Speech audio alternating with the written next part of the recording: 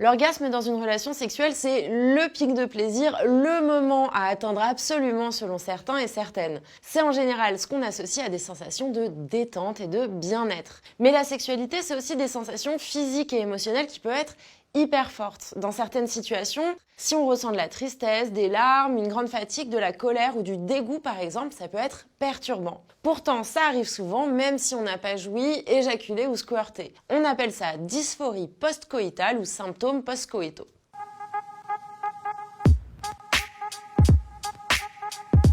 D'abord, une raison hyper fréquente de pleurer avant, pendant ou après les rapports, c'est tout simplement la douleur. Ça peut être à cause d'un manque de lubrification, d'une pénétration trop profonde ou avec un mauvais angle. Donc si tu as mal pendant le sexe, ça peut expliquer une partie de ces larmes mystérieuses. Le mieux, c'est de rester attentif, attentive à ton corps, même si tu es super excité et plutôt concentré sur le feu de l'action. Surtout, n'hésite pas à en parler à ta ou tes partenaires si tu n'es pas à l'aise.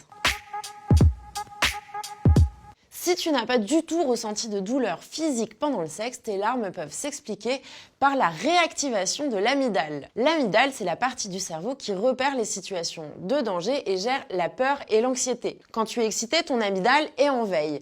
Du coup, quand après l'orgasme, elle se réactive, boum, ça peut être le gros bad. Autre piste, les hormones. Pendant le sexe et en particulier au moment de l'orgasme, le cerveau produit plein d'hormones du plaisir, notamment la dopamine. Et quand on passe en phase réfractaire, après avoir joui et ou éjaculé, ces hormones chutent et ça peut être ressenti par le cerveau comme un manque, une descente ou une espèce de gueule de bois. Et là, tu verses ta larme.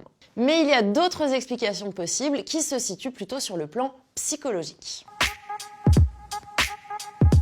Des études ont montré que ces crises de larmes après le sexe étaient plus fréquentes chez les personnes souffrant de dépression, notamment quand elles ne sont pas diagnostiquées et traitées. Certaines personnes avec une sensibilité particulière ont tendance à fusionner avec leur partenaire pendant le sexe et vivent la phase après le pic de plaisir comme une séparation forcée, presque un abandon. Autre raison possible, si tu as vécu des traumatismes par le passé, ils peuvent aussi ressurgir lors du lâcher-prise pendant les relations sexuelles, dans des situations où tu es moins dans le contrôle. Ça peut donc arriver avec une personne que tu kiffes et en qui tu as confiance. Enfin, si tu as reçu une éducation conservatrice où le sexe est vu comme mauvais ou sale, tu peux ressentir de la honte ou de la culpabilité.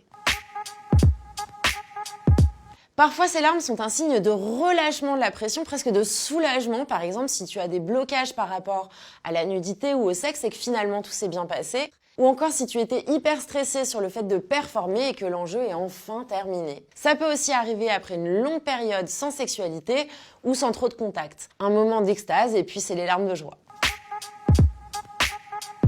Pour terminer, il est possible que ces larmes soient le signe d'un problème dans la relation avec ta ou tes partenaires qui n'a pas pu être exprimé. Par exemple, si vous n'êtes pas au clair sur vos attentes et vos limites, que vous n'arrivez pas à en parler, ou si tu te sens mal avec elle ou lui sans vraiment réussir à l'expliquer. De toute façon, si tu pleures après le sexe, a priori, ça doit interpeller ton ou ta partenaire, et si c'est pas le cas, ça pose des questions sur votre relation. Du coup, comment gérer ? C'est l'occasion justement de vous parler et de faire le point sur ce qui fonctionne et ne fonctionne pas entre vous. Au contraire, si tu es dans une relation qui te va parfaitement et que cette dysphorie post-coïtale n'a rien à voir avec ta situation actuelle, dans ce cas, n'hésite pas à rassurer ta ou tes partenaires qui peuvent flipper d'avoir fait quelque chose de mal. Quelle que soit la ou les raisons qui provoquent cette situation, si ça dure depuis un moment, que ça se reproduit souvent, bref, que ça te parasite ta vie sexuelle et ou amoureuse, c'est toujours une option de consulter un ou une sexologue ou psychologue pour en parler, seul ou accompagné.